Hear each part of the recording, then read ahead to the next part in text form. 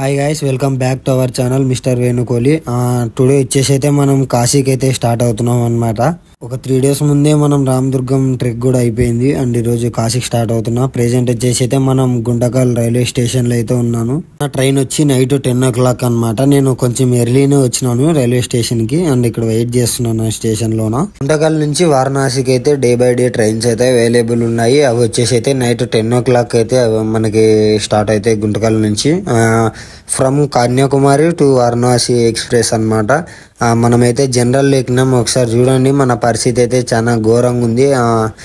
Full అయిపోయింది. నేను ఎందుకు జనరల్ సెలెక్ట్ చేసుకున్నాను అంటే కాశీ వచ్చేసి కొంతమంది కొత్త వాళ్ళు పరిచయం అవుతారు అన్నట్టు దీన్ని సెలెక్ట్ చేసుకున్నాను. నేను జనరల్ చాలా ఘోరంగా అయితే ఉంది. జనరల్లోనూ నేను ఎక్స్పెక్ట్ చేసిన దానికన్నా మన జర్నీ అయితే ఇంకా 2 రోజుల తర్వాత అయితే కాశీకి అయితే రీచ్ అవుతాను. నార్త్ ట్రైన్లు అయితే ఏవైతే ఉన్నాయో మొత్తం నార్త్ జనరల్ సిచ్యువేషన్ ఇది అనమాట. మీరు నార్త్ సైడ్ ఎటు వెళ్ళాలనుకున్నా ప్రతి ఒక్క ట్రైన్ కి ఏ జనరల్ బోగి అయినా ఫుల్ అయిపోయి ఉంటది. నార్త్ సైడ్ కి అయితే నార్త్ సైడ్ ఏంటంటే ట్రైన్ లోనే గుట్కాలు సిగరెట్లు మొత్తం సేల్ చేస్తున్నారు. నేను 2 days నుంచి అయితే నిలబడే ట్రావెల్ చేస్తున్నాను. మనకి ఇప్పుడే డోర్ దగ్గర కొంచెం స్పేస్ దొరికింది కూర్చోడానికి. మనం డోర్ దగ్గర అయితే స్పెండ్ చేస్తున్నాం. ఆల్మోస్ట్ మిర్జాపూర్ కి అయితే రీచ్ అయిపోయినా అనమాట. మిర్జాపూర్ తెలియని వాళ్ళైతే ఎవరు లేరు. ఎందుకంటే ఈ మధ్యనే మిర్జాపూర్ అని కొంచెం వెబ్ సిరీస్ అయితే వచ్చింది. మున్నాబాయ్ అయితే చాలా హిట్ అయిపోయింది.